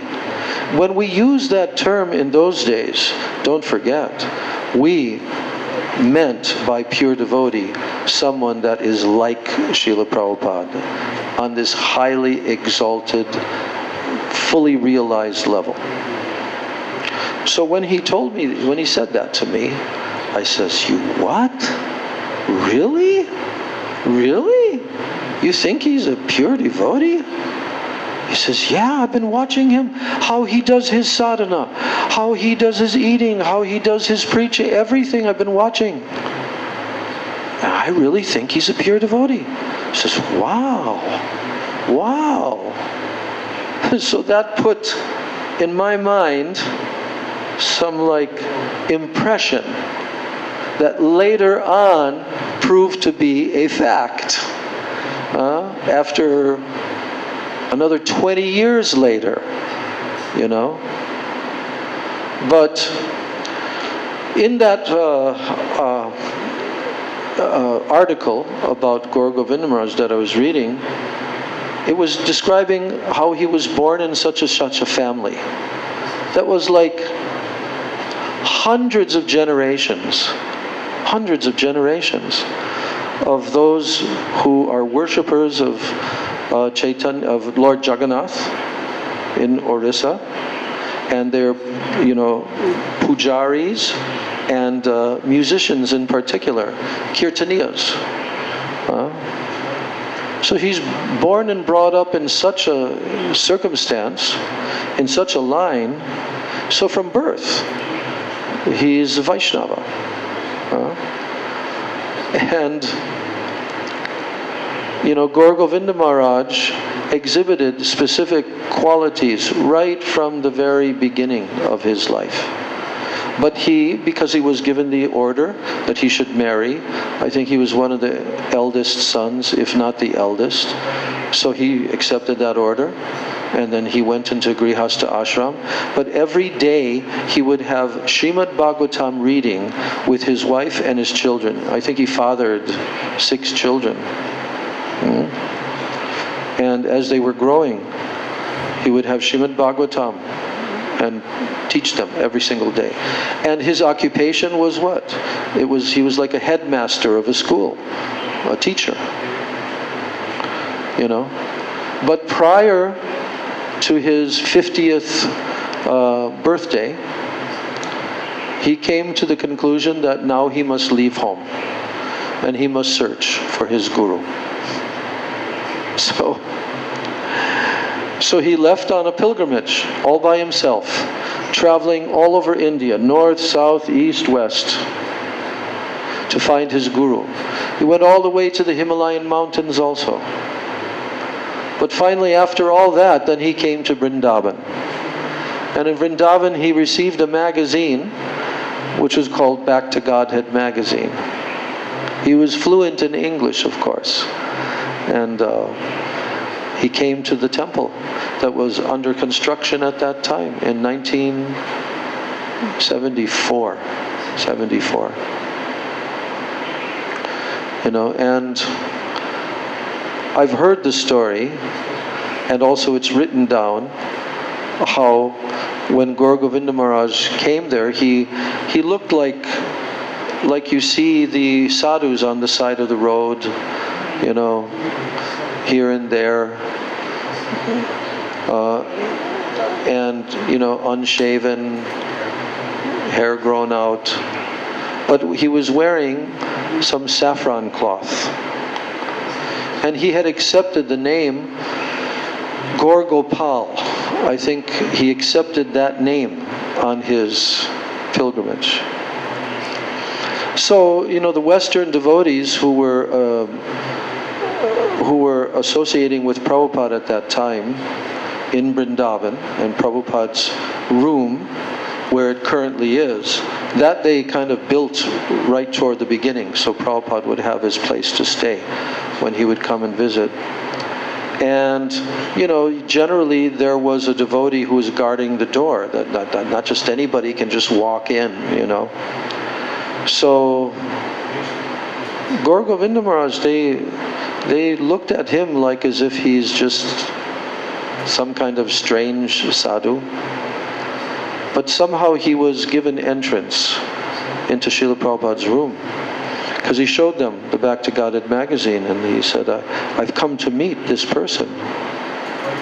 So, and when he entered the room, Srila Prabhupada was sitting there. Srila Prabhupada saw him. He was speaking with some people.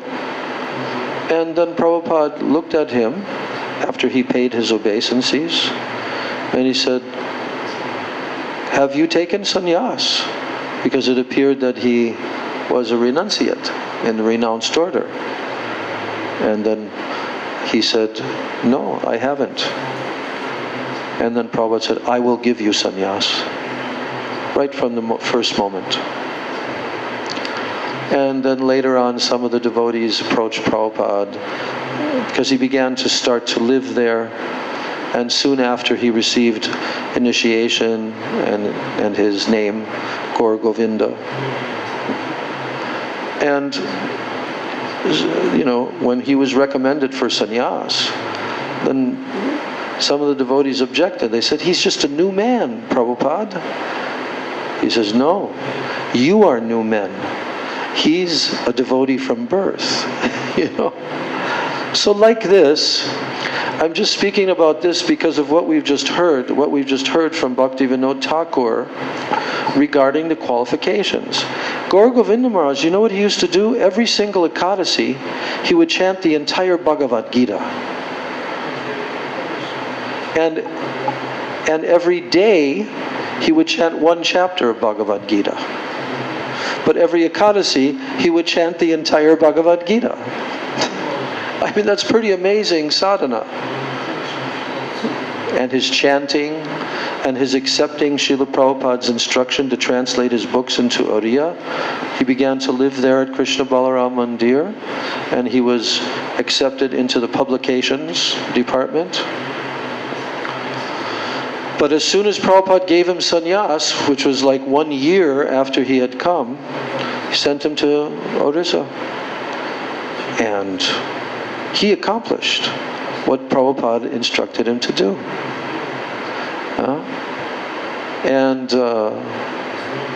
Yes, 3 temples were built. The one in Bhubaneswar, and the one in his birthplace, because he had his Gopal deity that he always worshipped from childhood. And the temple was built there for that Gopal deity. And then, forgetting, another temple was built. But the big temple, Krishna Balaram temple, it has become what Prabhupada predicted. It will become one of our largest and most successful temples in our whole worldwide society. So, but he was a pure devotee. And after Prabhupada's departure from the world, he exhibited for a period of about 4 months solid that nobody could understand what's going on with him.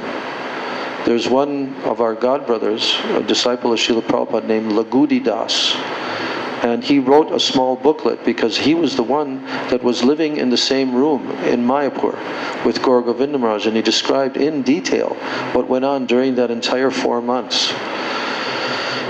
And you know, he was like in fainted condition, unconscious at times.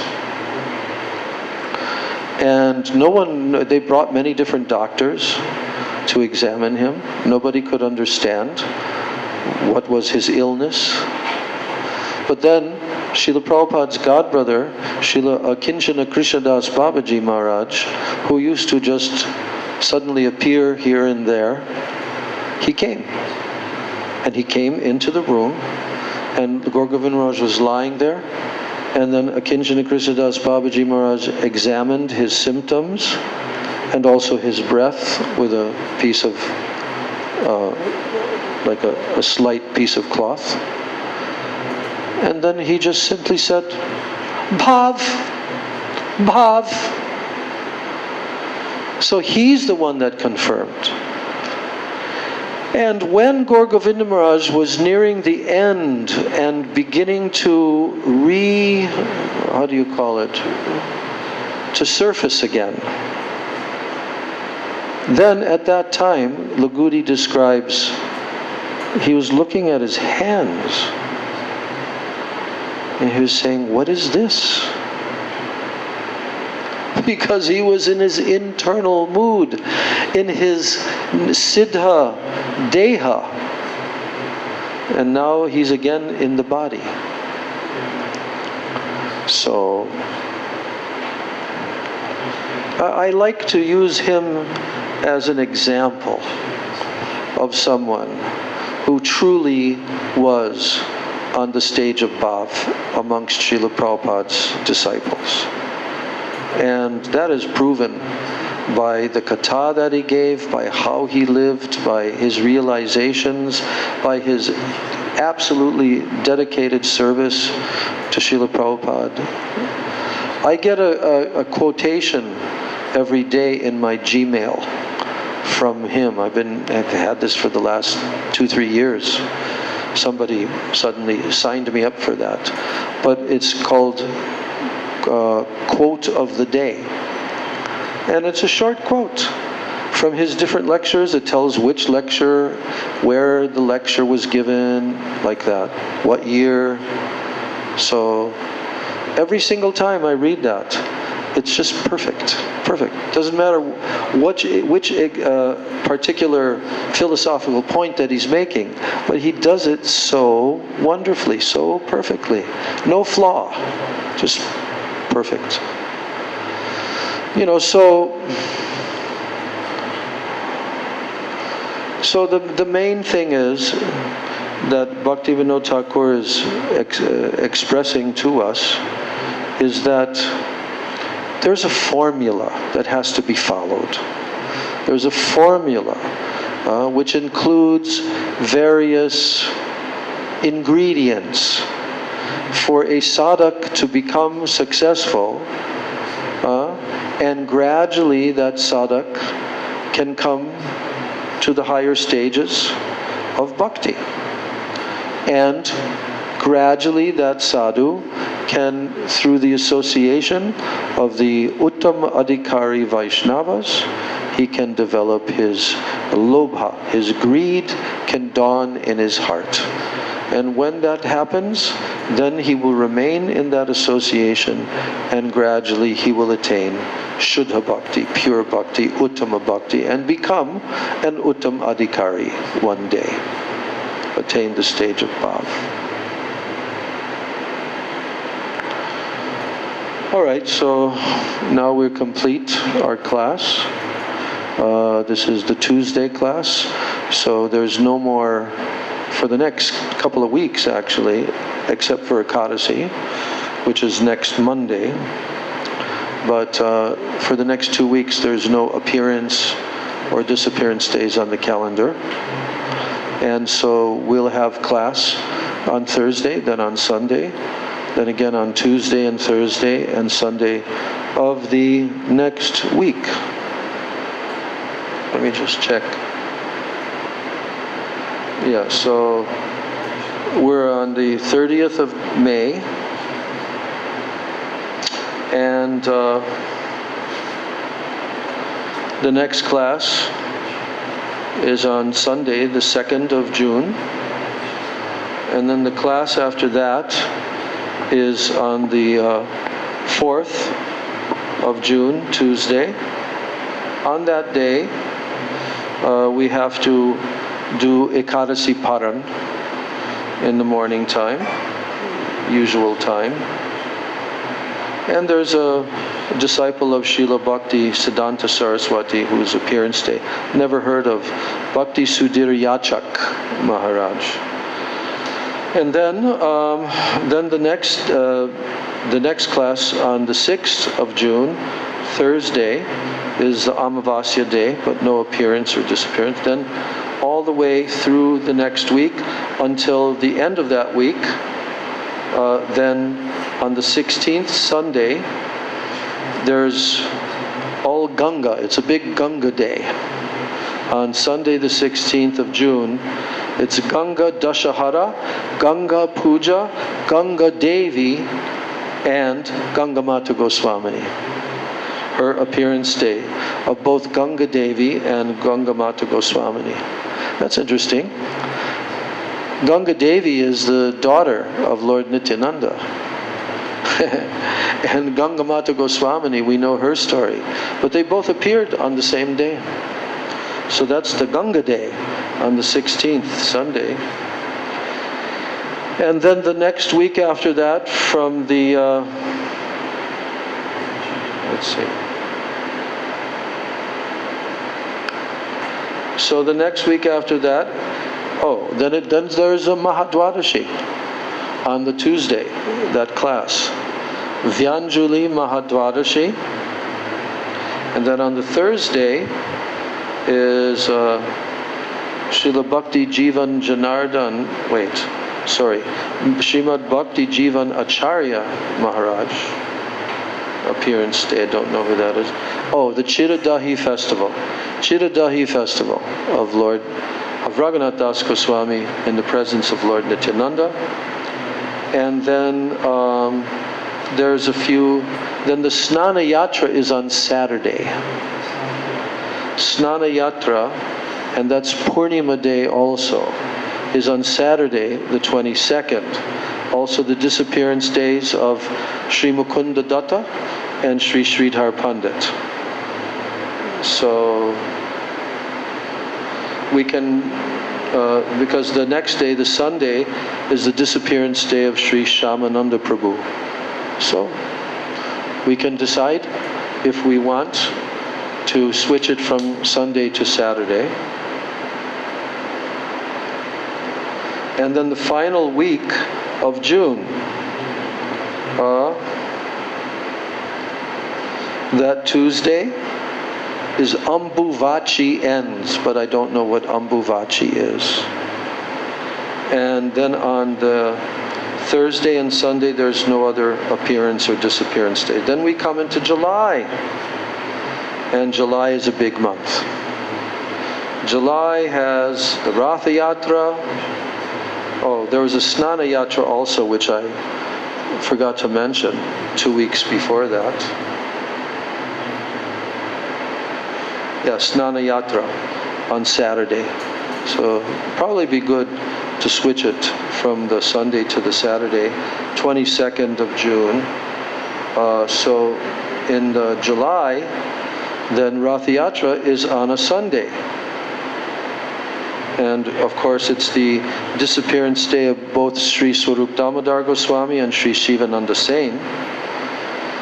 So, and the Gundicha Marjan is on the Saturday before that, and the Friday before that is Sri Gadadhar Pandit's disappearance day. And who else disappeared on Gadadhar Pandit's disappearance day? Bhakti Vinod Thakur and Amavasya. So that's on Friday. So those 3 big days, Friday, Saturday, Sunday. So we can decide, probably we can switch it from Thursday to Friday and then to Sunday. We'll see. Then, of course, Ratha Yatra season and the Hera Panchami festival, and then the return Ratha Yatra of Lord Jagannath. And then there's Srila Bhakti Vigyan Bharati Maharaj's appearance day 2 days after. He appeared on Shayana Ekadasi. So his appearance day is on the 17th, which falls on a Wednesday. We'll be invited here on that day to go to his samadhi by Devamayi. She always arranges that. And then comes Guru Purnima on the 21st, which is a Sunday. And it's also the disappearance day of Sri Sanatana Goswami. So this is the Vyas Puja day of Veda Vyas. It's his appearance day, and it is Guru Purnima. And it is the first month of Chaturmasya. Say goodbye to your tomatoes. Say goodbye to your eggplants. Say goodbye to your honey for 4 months. Say goodbye to what else? The what? Oh yeah, the first month of Chaturmasya. First month of Chaturmasya, no shak, no green leafies. Yeah. I was reading yesterday, just after what I described in the Chaitanya Bhagavat, then Mahaprabhu went to Shantipur. And in Shantipur there was amazing festivals, and that's when Advaitacharya sent for Mother Sachi to be brought. And she was brought. And there's a whole description there how Mahaprabhu glorifies her for like 3 pages. He glorifies Mother Sachi. And just as he's in ecstasy and he's weeping and like that, and Mother Sachi. All the devotees are just overwhelmed by prema. And then Advaitacharya says, you should now cook for your son. And so then she went into the kitchen and began cooking. And it's describing there that every vegetable that was provided to her, she cooked that vegetable in 20 different ways. Then 20 different types of shak was brought to her, and she cooked 20 different types of shak. And then it describes how she was watching Mahaprabhu eating this shak and the other vegetables. But as Mahaprabhu was eating each type of shak, he would eat some shak, then he'd go to the other vegetables, then he'd come back to shak again. And he was relishing this shak, and each shak had a name, particular type of shak. And Mahaprabhu began to glorify each individual type of shak. So if any devotee has any doubt whatsoever what was the favorite relished foodstuffs by Gauranga Mahaprabhu, it is shak, and especially cooked by Mother Sachi. So, okay, Hari Bol, Gaur Premanande, Hari Hari Bol. Hare Krishna, Krishna Krishna, Hare Hare, Hare Rama, Rama Rama, Hare Hare, Hare Krishna.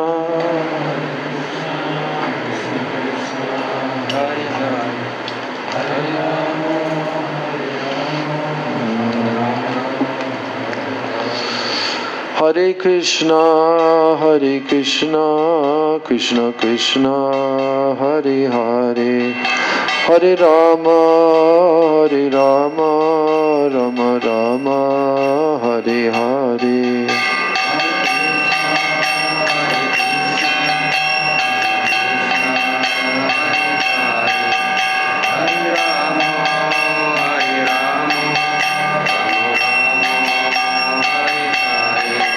Jaya Sachi Nandan Jaya Gaura Hari, Sachi Nandan Jaya Gaura Hari.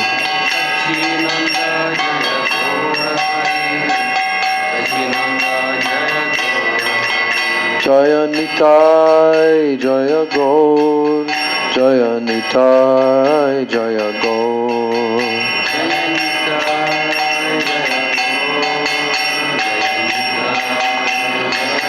Nitai Gaur Hari Bol, Hari Bol, Hari Bol, Hari Bol.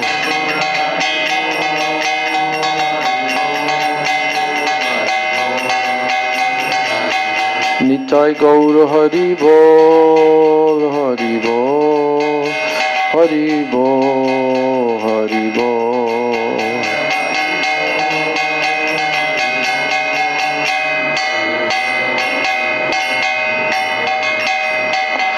Jai Nitai Gaur Premanande, Hari Hari Bol. Om Brindai Tulsi Debai Priyai Keshavasya Cha Krishna Bhakti Prade Devi Satyavachai Namo Nama Vancha Kalpatarubhascha Kripa Sindhubheva Cha Patitanam Pavanebhyo Vaishnavebhyo Namo Namaha. Sarva Vaishnava Vrinda Ki Jai.